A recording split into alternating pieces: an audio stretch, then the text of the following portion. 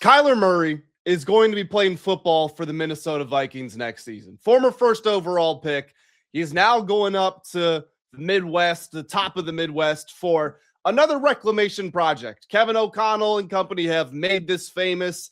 They did it with some other guys. I mean, Kirk Cousins went there and balled out. They had Josh Dobbs looking really good for a little bit. You've seen Nick Mullins under center. You've seen Max Brosmer. Of course, the most famous example is Sam Darnold, who revives his career next year, wins a Super Bowl with the Seahawks. Kyler Murray's trying to follow in that same trajectory here. And I'll start by saying this. But before we get into anything else, long-term projections, anything like that, Kyler Murray is far from the worst quarterback in the NFL. He is better than some quarterbacks who are starting for other teams. Does that mean he is amazing? No, it does not. But if we rewind time, and Sam Darnold has kind of messed with our perception of what he was because we saw what he did. When he got to Minnesota, when he was announced as the starter after JJ got injured, it kind of confirmed everything. Everybody was looking around saying, okay, so they're going to win what, 2 games this year? 3 games this year? Maybe a little more because you respect the defense, but you weren't expecting anything from Darnold in that offense. And they brought the best out of him. And of course, Darnold had the layover in San Francisco. He'd had time to rebound from being that former early round draft bust. But Kyler Murray's in a similar sort of spot where, again, he's not bad. He's had some time on the sidelines. Going to Minnesota, I always call them the most well-coached team in the NFL. I think this is the best possible thing for his career. I think it's the best possible thing for his career. I don't necessarily think it's the best possible thing for JJ McCarthy's career. And I don't know how you can abandon ship on JJ so quickly. Maybe this is just the 1-year thing with Kyler Murray, give JJ a little more time to become the guy. But I got a tweet here from Sam Block on Twitter. You know Sam Block? Yeah. He just tweets the same style, formatted tweets all the time. JJ is younger than Carson Beck, Ty Simpson, Diego Pavia, Garrett Nussmeier, Cole Payton, Taylon Green, and Jalen Daniels, and you already gave up on JJ McCarthy. I will never give up on 9. I will say that right now. I think 9 is a very talented football player, and I think he can be good in the NFL. But this is probably the right move for the franchise moving forward. It makes you think, what happens if we didn't get rid of Sam Darnold, right? I think that's the biggest thing where you're kicking yourself here, because as good as Kyler can be, I don't think he's anywhere close to Sam Darnold. I'm not saying Sam Darnold's the best quarterback in the world. He needs a great system to win. Obviously, the Seahawks figured that out, but the Vikings had it cooking with them there too. So the Vikings may have been a Super Bowl contender with Sam Darnold, right? They're not with Kyler Murray. I don't think they're going to win the division by any means. I saw some tweets yesterday saying that people thought they were going to win the division with Kyler Murray. I just don't necessarily trust him at this point in his career. But I think it's a good move. They're going to be better with Kyler than they are with JJ, and it's all about winning football games. So it's the right move at that point. They're at such an interesting crossroads with JJ because he's been horrible. If we're going to be honest, he has been horrible. Barely played. You can't really. I'm about to defend him. But we have to be honest. He has been dreadful. So let's not lie. His play does not warrant him being starting for this football team. He also in year 1 had the torn meniscus, I believe it was, whatever, something in the knee, can't play. He's going into year 3, and it appears that he's going to be on the bench. Looks like Kyler's probably going to be the starter. So that means that JJ's best case scenario to get him back into the starting lineup is year 4. And at that point, the Vikings have a 5th-year option that they could trigger if they want to or if they don't. But the way that things are going, there's no even real guarantee that he's starting in year 4. Or if he is, there's no guarantee that he's going to play well. So this is so interesting getting to just the contract stuff of it.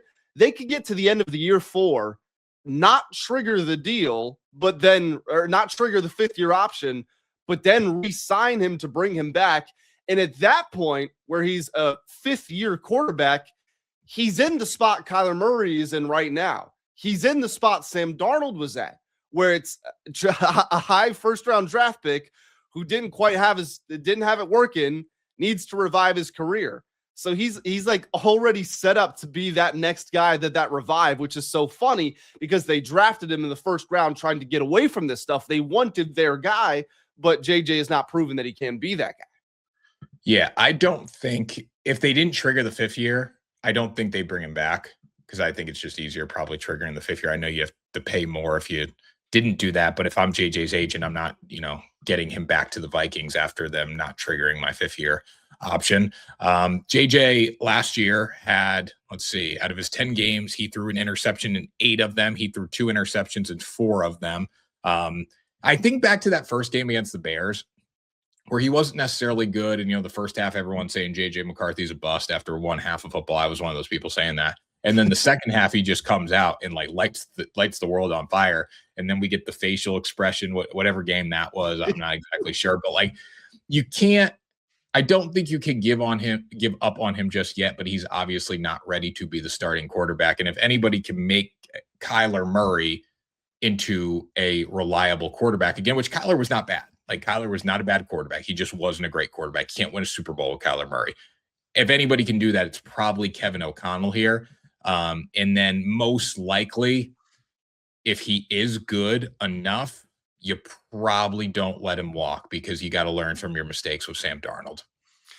So KYLER's best season of his career was in 2020, his second year in the NFL, completed 67% of his passes, had 3,971 passing yards to go with 819 rushing yards. So 4,700 total yards, 26 passing touchdowns, 11 rushing touchdowns. That's 37 total to 12 interceptions, a QBR of 61. He was a good quarterback. He was a very good quarterback at that time in his career, which is so funny because it's year 2 and you would have liked to have seen the progression since then. 21 was another solid year. Maybe statistically, if you jump into it, advanced analytics and that stuff, the third year might have been the best year of his career, but it's been so downhill for him since that point. And I guess even 24, he wasn't terrible, but he wasn't hitting that standard. So Minnesota's they've got a lot of things that they have to do. They have to get the confidence back in him. They have to get him in a new system. They have to get consistency in his play. I think that's always the big thing with KYLER, consistency overall. And then you have to find out, can you actually win a lot of games with a 5'9" quarterback? It's going to be hard to do that. I think at this point on, it's going to be hard. And again, when he first came in the league, people didn't know how to defend him. I think we're going to have the same thing with Malik Willis. And by the way, Malik Willis showing up to his introductory press conference in jorts is wild to me as the starting quarterback of the Miami Dolphins. I will throw that out there right now. But if you get into a situation with KYLER Murray at this point, people know how to defend him. And that's the biggest issue. And he's also not as aggressive as he was, which is also another issue. So when you combine better defensive coordinators going against a guy who's a little more fearful running the football, which is what made him so special. And he's also short enough where if you just keep him in the pocket and make him run backwards, he isn't going to make any plays. So I don't think he can win with short quarterbacks like we've seen. And KYLER is short to a point where it's insane.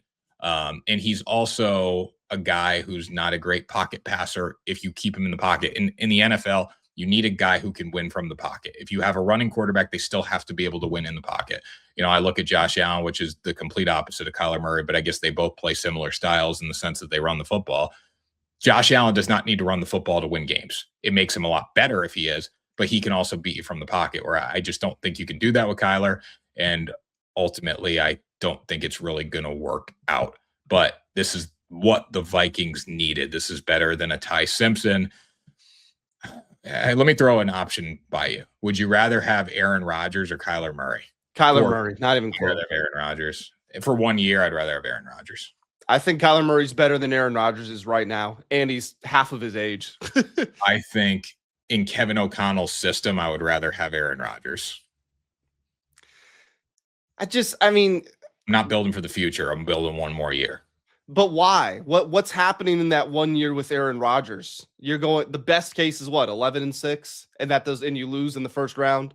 If KYLER Murray goes 11-6, I would be shocked. If they do that, and then if you don't have a good season, you got quarterbacks, coming in next year that are really good, and then you draft a kid if you want to get rid of JJ. But I think it's better to go Aaron Rodgers, learn from the veteran. If you want JJ, you got JJ. If not, you draft somebody. If you're good, I would think you'd agree with this. I think the Vikings have a better chance of being good with Aaron Rodgers, and good in the sense of 11-7 with Aaron Rodgers than KYLER Murray, because I think they can run the football. I think Aaron can manage the game better than KYLER.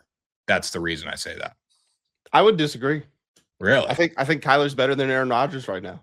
I'm not saying better skill wise. Like I'm saying better managing a game. I think if I trust anybody to hold on to the football and make the throws that are needed to be made, I trust Aaron way more than Kyler. He's short. He is short. We agree on that. Who had the better stats last year? I mean, Kyler barely played last year. In the games he did play, though, let's see, 962, 6-3 in 5 games. I mean, he's basically putting up Aaron Rodgers numbers. It's basically identical. 2 touchdowns, no picks, 1 touchdown, 1 pick, 2 touchdowns, 2 picks. He's got the rushing stats on here. 5 for 41. Cardinals were also so bad last year, but they were competitive. Like they kept games really close a lot. They were good. They were good against the spread. I know that. They were good losing by like 1 score. They were exceptional at it. I remember the game against the Seahawks on Thursday night on Prime. I think they had a chance at the end, but they just kept it close. Like in that was like their 3rd or 4th loss by like a couple points. I think it was. That was the game Marvin Harrison hit him right in the hands and he dropped it and it became an interception. You remember that? Didn't he make a catch though after that? Like he bounced back or something. I don't know. He might have. I don't remember. I just remember the pick. But I think Kyler's washed. I think Aaron's washed. I think this is worst case scenario on both sides, but it's best case. It's worst case scenario, but it's what you need to do because there's not a lot of other options with quarterbacks coming out and other quarterbacks. Like, would I rather have Kyler or Geno Smith for 1 year? I'd probably say Kyler. Would I rather have who's some other quarterbacks that got signed? Let's see. Who else was available? Malik Willis. Yeah, I'm not signing Malik Willis to a 2 or 3 year deal. Like that's just insane to me. I'm not signing Daniel Jones to $50 million a year. Like this is what the Vikings need. If Kyler sucks and you like JJ, you go back to JJ. If Kyler's good, you re-sign him. If Kyler sucks and JJ sucks, you draft a kid. Simple as that.